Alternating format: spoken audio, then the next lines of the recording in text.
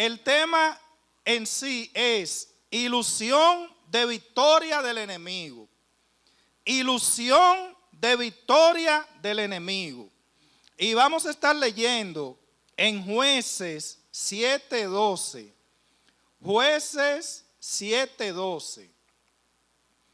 Estaremos leyendo en el nombre del Padre, del Hijo y del Espíritu Santo. Dice así, Jueces 7:12. Y los madianitas, los amalecitas y los hijos del oriente estaban tendidos en el valle como langostas en multitud, y sus camellos eran innumerables como la arena que está a la ribera del mar en multitud. Leo nuevamente. Y los madianitas, los amalecitas y los hijos del oriente estaban tendidos en el valle como langostas en multitud, y sus camellos eran innumerables como la arena que está a la ribera del mar en multitud. Si hablamos de la palabra ilusión, tiene varios significados. Uno de ellos es sueño o esperanza. Por ejemplo, cuando usted dice, yo sueño con ser doctor, con ser ingeniero, con ser licenciado, o yo sueño con ir a tal país, a tal lugar. Eso es una ilusión en el sentido de sueño y de esperanza. También está en el sentido emocional. Por ejemplo, cuando una persona se enamora de la persona de quien está enamorado, pues esa persona llena al otro de ilusión. Lo llena de ilusión y se hace un mundo con esa persona. Eso es un tipo de ilusión. También en lo que es la psicología y la filosofía está la ilusión en términos de percepción falsa de la realidad. Y esto se conecta con la ilusión engañosa, que es una distorsión de la realidad. Por ejemplo, nosotros hemos escuchado mucho hablar, y más en estos tiempos de redes sociales y de virtualidad, de ilusión óptica. No, eso es una ilusión óptica. O sea, eso no es una realidad. Eso que yo estoy viendo, mis ojos lo ven, pero eso no es la realidad. Esa no es la realidad. Entonces, eso es una ilusión engañosa. A mí me ha pasado ilusión engañosa. Recuerdo que en mi adolescencia venía una noche del polideportivo. En esos tiempos iba a ver los juegos. Mi hermano era jugador activo en esos tiempos y iba con mucha frecuencia al poli. Y mi mamá me dejaba ir solo. Obviamente, siempre ha existido el peligro, pero nada parecido como ahora. Y recuerdo que eran alrededor de las 11 de la noche y me quedé, el carrito me dejó, que de hecho a esa hora ya los carritos no están, pero cuando hay actividad deportiva, específicamente ellos conchan en esa zona de donde le decimos la gallera, porque ellos saben que a esa hora sale gente, bien sea del play, bien sea del polideportivo, y hacen una ruta. El caso es que me quedé en la esquina de la Casa Llena, alrededor de donde está el sindicato de trabajadores, el centro mutualista y eso. Voy para Chicago. Tomo la Héctor P. Quesada, que es la calle que da hacia la puerta 8, como quien va para Caleta. El caso es que a esa hora no había nadie, ya a esa hora todo el mundo por ahí, sobre todo en ese tiempo, ya estaba recogido y acostado. Y yo del miedo, yo agarré medio a medio a la calle y comencé a caminar. Tan pronto llegué a la esquina del sindicato que doblo hacia abajo, comencé a caminar medio a medio a la calle. Yo dije, bueno, para por lo menos tener sendero, el paso a la izquierda y el paso a la derecha, cualquier cosa. Porque si voy en la orilla, en la acera, lo que me quedaba era una pared de un lado. Ahí no iba a tener espacio para yo moverme. El caso es que a lo lejos, yo alcanzo a ver a una vecina que está afuera. Y yo ahí de una vez, yo tomé valentía. Yo dije, no, pero mira, doña fulana está allí. Bueno, hermano, el miedo se me fue. Y comencé a caminar con más confianza. ¿Y saben qué? Que a medida que me iba acercando y cuando llegué, esa señora vivía como a 4 casas de mi casa, en la misma acera. No había nadie, no era nadie. Y que se sepa, ya la señora murió, pero cuando ese tiempo estaba viva, no es que le estoy hablando que estaba viendo un muerto tampoco. La señora estaba viva en ese tiempo y el miedo me hizo como ver que ahí había alguien y que era ella. Eso recuerda que yo creo que eso sí a casi la mayoría de nosotros nos ha pasado. Cuando éramos niños que mirábamos para donde estaba colgada la ropa, de noche al oscuro, siempre de que veíamos a alguien. Eso es ilusión engañosa. Estamos teniendo una percepción falsa de la realidad. Y ya de adulto, también me pasó una ilusión óptica en varias ocasiones. Yo tuve un tiempo que estaba atravesando por un estrés excesivo. No estaba incluso no estaba durmiendo bien tampoco. Y eso me estaba causando, ¿verdad? Cierta desestabilidad en el sistema nervioso, neurológico y todo eso. El caso es que en varias ocasiones, 3 o 4 veces, que yo llegué a cabecearme en la sala y otra en la habitación. El caso es que cuando lograba como conciliar el sueño, de tanto estar como maquinando y pensando, yo despertaba de repente, abría los ojos y yo veía una araña negra gigante como que venía bajando del techo sobre mí. Yo me empataba de una vez a buscar una chancleta. Y cuando yo buscaba la chancleta que volví así, no había nada. Recuerdo que mi esposa, la última vez que me pasó, fue en la habitación. Y yo le digo, prende el bombillo, rápido, y agarro la chancleta. Y me dice, ¿qué fue? ¿Qué pasó? Y yo le expliqué ahí lo que estaba pasando. Luego, cuando yo me pongo a investigar, a indagar, caí en cuenta que por el nivel de estrés que estaba llevando, eso era lo que me estaba provocando, ver ese tipo de cosas, esas ilusiones que no se correspondían con la realidad. Entonces, en el contexto aquí donde acabamos de leer, en Jueces 7:12, eso corresponde al pasaje donde Dios está enviando a Gedeón a luchar contra los madianitas. Aquí, inicialmente, habían 32,000 hombres de Israel que iban a ir a la batalla contra los madianitas, los amalecitas, como leímos, y tribus del oriente.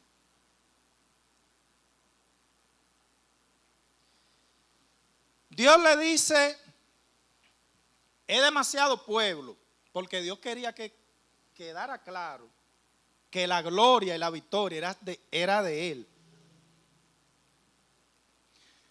Le dice, mira, dile que a todo, en pocas palabras, todo el que esté asustado, que tenga miedo de ir a la guerra, que se devuelva. Efectivamente, se devolvieron y quedaron como 22,000, pero todavía seguían siendo demasiado.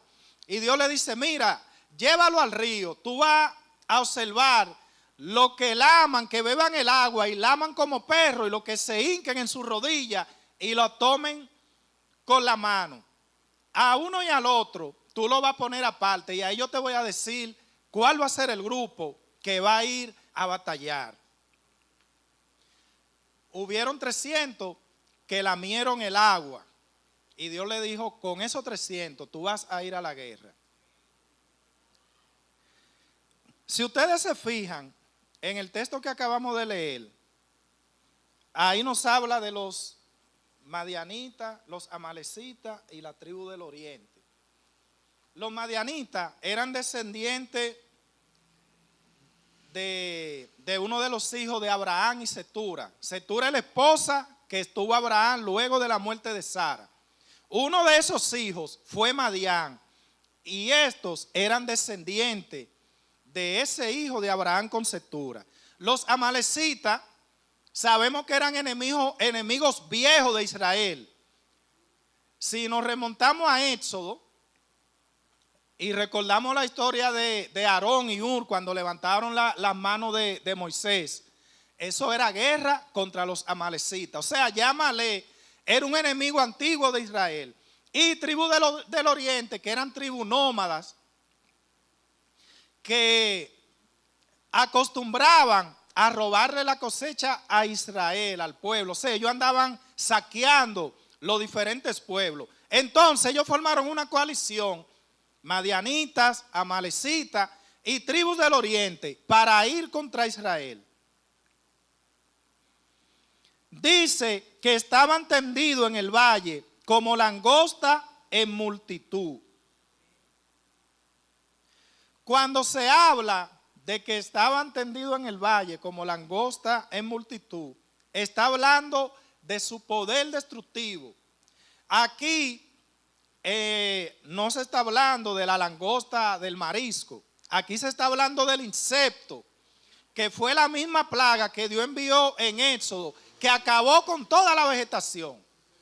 Entonces, aparte de que eran muchos, tenían un poder destructivo. Esa es la metáfora a que hace reseña aquí cuando dice que estaban en el valle como langostas en multitud.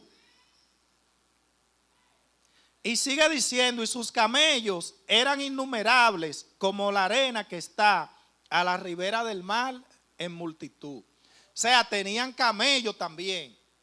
No era que estaban de a pie. Los camellos les permitían moverse, movilizarse. O sea, tenían una herramienta logística también.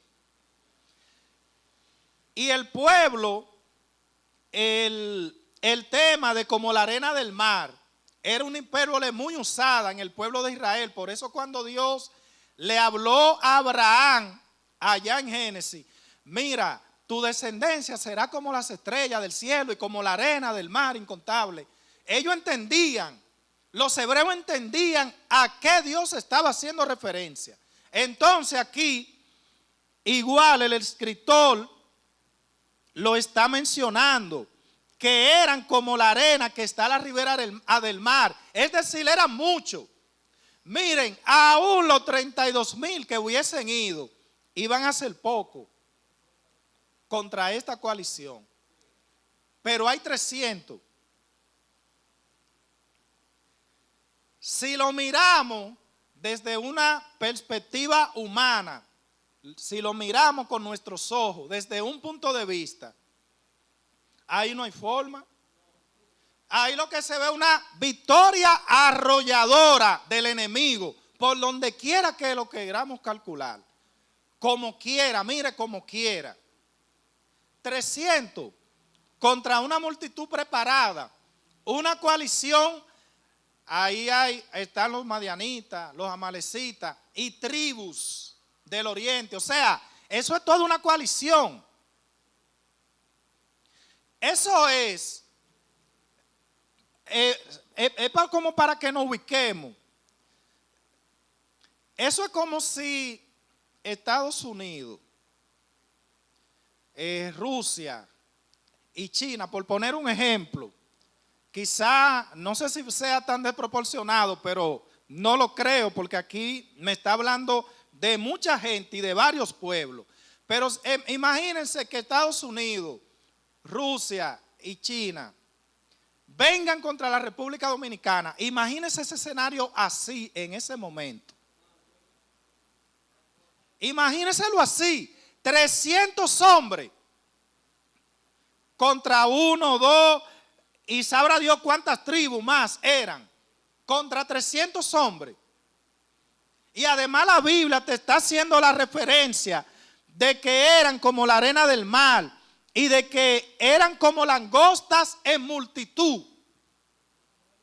Cuando ya el pueblo sabía lo que era la langosta como insecto, en cuanto a cantidad y poder destructivo, ahí no hay forma. Ninguna. Yo no sé si ahora mismo tú estás atravesando una situación así. Yo no sé si tus probabilidades de victoria son escasas. Yo no sé si el enemigo se está riendo en tu cara, porque él se siente vencedor y tú te sientes derrotado y tú ves como que él va a ganar. Yo no lo sé. Lo que sí te puedo asegurar es que esa es solamente una ilusión. Eso es una ilusión engañosa.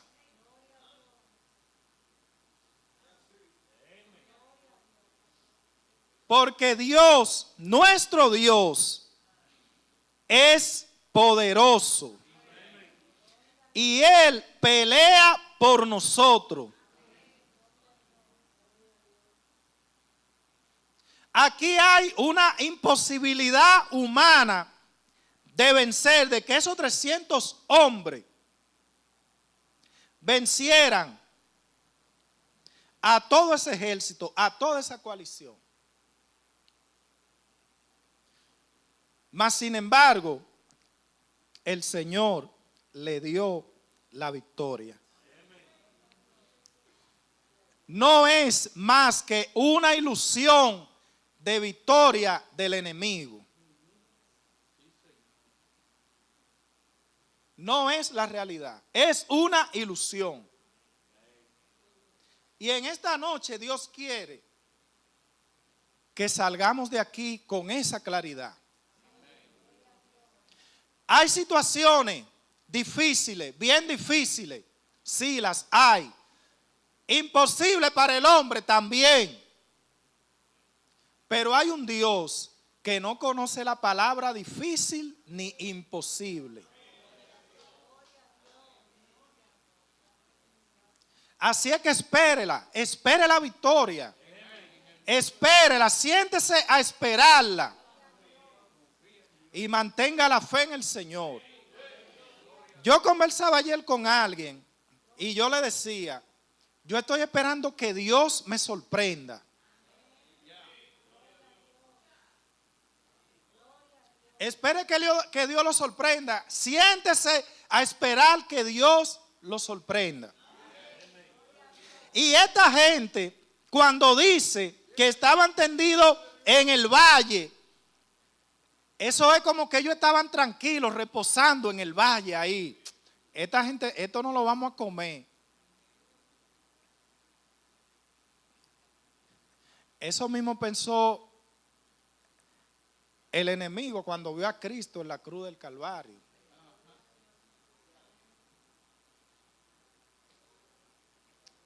Eso veía él, eso pensaba él.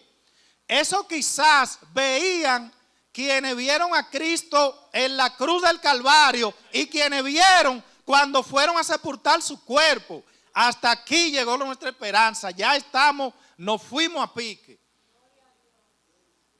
Porque aún ni sus discípulos, que eran la gente más cercana a Jesús, habían entendido y comprendido de que Él iba a resucitar al tercer día.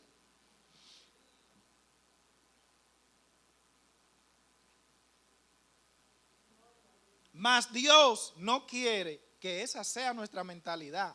Dios quiere que estemos claros de que nosotros tenemos la victoria. De que podremos ser derribados, pero no destruidos. Sí, porque a lo mejor puede que estemos llenos de cicatrices de las guerras y las batallas que hemos librado. Pero el que tengamos una cicatriz no quiere decir que estamos derrotados. No lo quiere decir.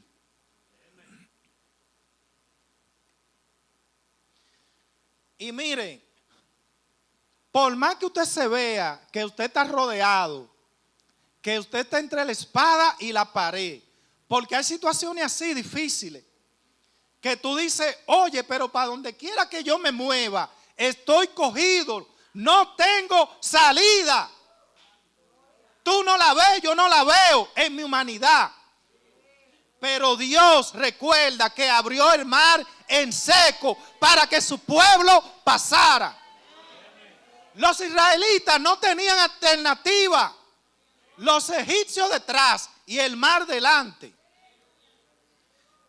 Y veía en estos días, nunca había caído en eso, de que el ancho del mar era de kilómetros. No recuerdo ahora la cantidad de kilómetros, pero era de kilómetros. O sea, que lo que ellos atravesaron, los israelitas en seco, fueron kilómetros caminando entre muros de agua.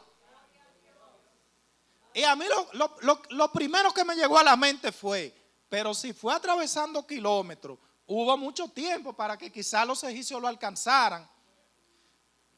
Porque no estamos hablando que era cruzar como Río Salado de un lado a otro. Ahí yo creo que no hay ni siquiera 500 metros. Mas sin embargo, ellos atravesaron kilómetros, de un lado a otro, kilómetros. Y lograron pasar en seco.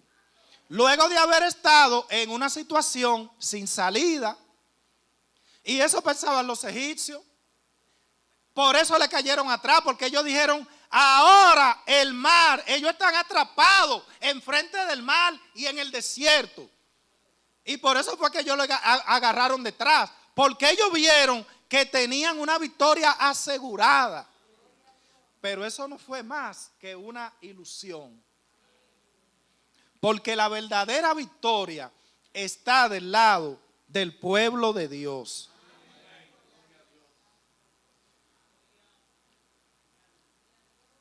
El rey de Siria, en varias ocasiones, preparaba un plan contra el pueblo de Israel y el plan se desvanecía. Y él pensaba que había un traidor en medio de él, en medio de su corte, había un traidor. Y cuando él reclama y dice que dónde está, que quién de ustedes está del lado de Israel, uno le dice, no señores, que allá hay un siervo de Dios que se llama Eliseo, y he aquí, él ve lo que tú piensas y dices en tu cámara más secreta. Y de una vez mandó para prender a Eliseo y eso, y dice que lo rodeó. Rodeó, dice aquí, él está en Dotán, y mandó y lo rodearon. Un hombre y su siervo. Un hombre y su siervo.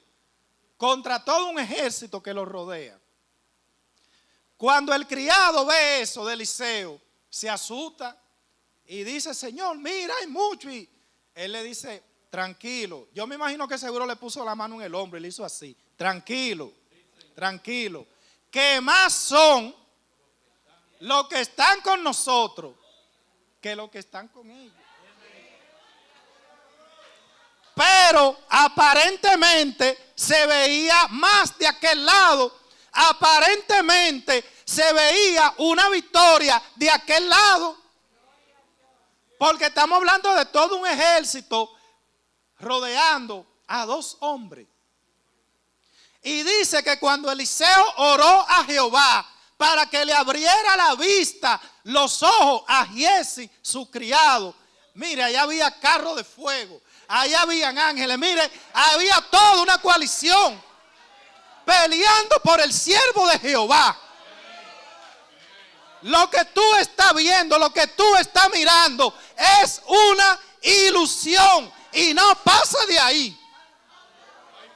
La realidad es que hay un ejército celestial peleando y luchando por ti y por mí.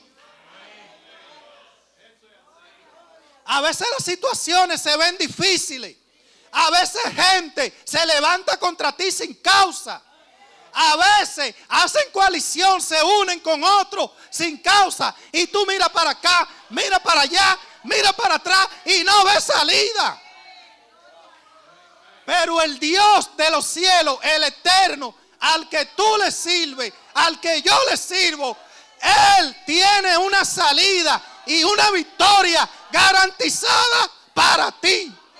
Gloria del Señor. Él lo que quiere es que le creamos y esperemos en Él. Y que no nos llevemos de las ilusiones que nos trae el enemigo.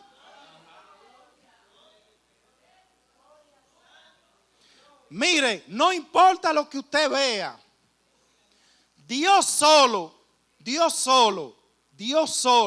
es más que el universo entero. Es más que la tierra entera. Es más que el sol, que la luna, que el abismo. Dios es más que todo. Entonces, aún el mundo que lo veamos venir caer encima de nosotros, Dios es más que eso. Y Él es suficiente.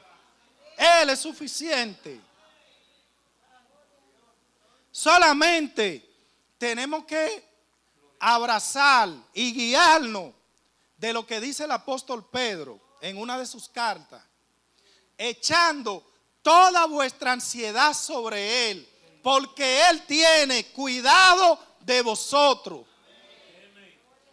Yo quiero que Dios me ayude a aplicar eso en mi vida. Y yo se lo digo y yo quiero, ayúdame a echar toda mi ansiedad sobre ti. Yo quiero que Dios me ayude a eso. Mire, nuestra vida va a ser diferente y vamos a estar tranquilos.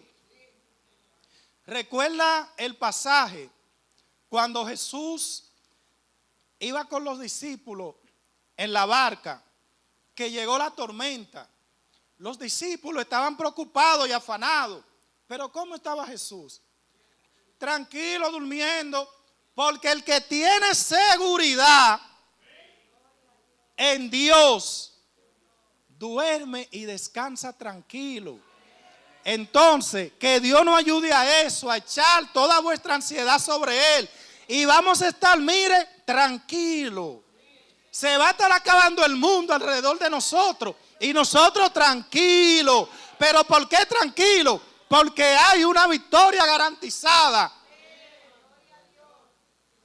Por eso.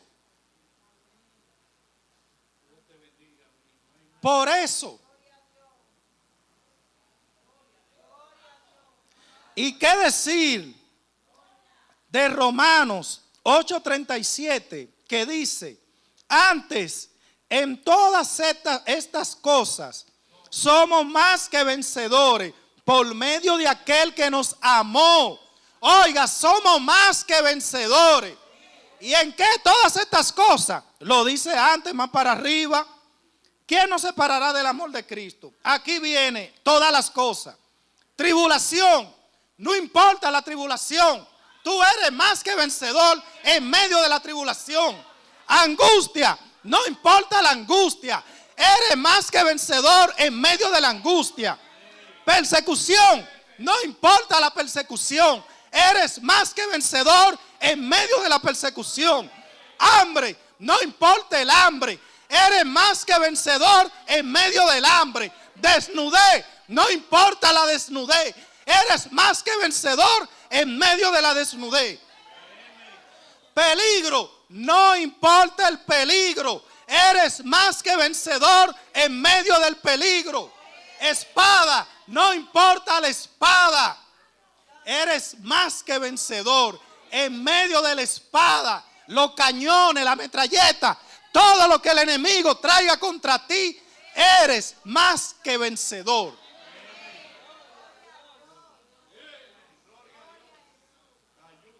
El enemigo siempre va a tratar de hacernos creer lo contrario a eso. Y él sabe que eso no desanima, él sabe que eso trae duda en nosotros.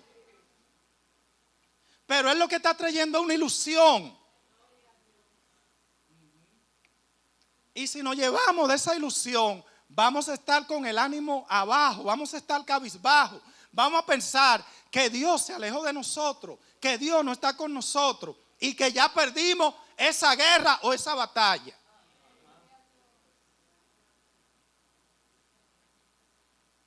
Dice Proverbio 21:31, el caballo se alista para el día de la batalla, mas Jehová es el que da la victoria. Por más que el enemigo trate de hacernos creer y pensar, dice la Biblia que la victoria es de Jehová que viene. Ahí no dice que viene de Satanás ni que viene de ningún otro. Dice que es de Jehová. Y si usted y yo le servimos a Jehová, la victoria estará de nuestro lado.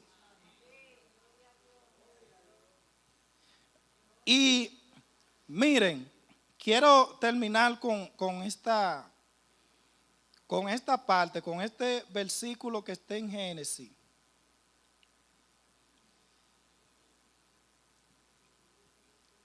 Yo entendí con ese versículo de que Dios desde el principio,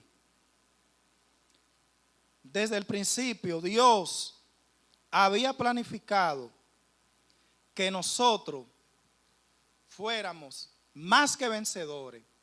Que ese versículo de Romanos 8:37 ya Dios lo tenía pensado desde el Génesis. Dice lo siguiente en Génesis 22, versículo 17. Eso es Dios hablando con Abraham. De cierto te bendeciré y multiplicaré tu descendencia como las estrellas del cielo y como la arena que está a la orilla del mar. Y tu descendencia, hermano, nosotros somos parte de la descendencia de Abraham, recuerde. Porque eso que él le dice, como las estrellas del cielo y como la arena que está a la orilla del mar, ahí entramos nosotros, a través de la promesa, a través del Mesías. Porque si nos fijamos, Israel es un puñito así. Ahí no es nada más Israel, ahí entramos nosotros también. Por la promesa de Jesús el Mesías. Entonces, nos termina diciendo, y tu descendencia, vamos a cambiar descendencia, y nosotros, poseerá las puertas de sus enemigos. Oiga, desde el Génesis, ya Dios lo había profetizado y lo había dicho, que la victoria es de su pueblo, que la victoria es de nosotros, que poseeremos las puertas de nuestros enemigos. No importa quién o lo que se haya levantado contra ti, eso no es más que una ilusión de victoria del enemigo. La verdadera victoria está del lado tuyo y del lado mío. Si algún amigo está aquí o nos ve por las redes, tu situación puede cambiar. Yo no sé qué lucha, qué batalla tú estás librando. Yo no lo sé. Dios lo sabe, pero yo no lo sé. Y tú también lo sabes. Si tú quieres que tu historia, que tu resultado sea diferente, ven de este lado, acepta a Cristo y tú verás cómo vas a pasar al lado de los victoriosos. Dios te bendiga.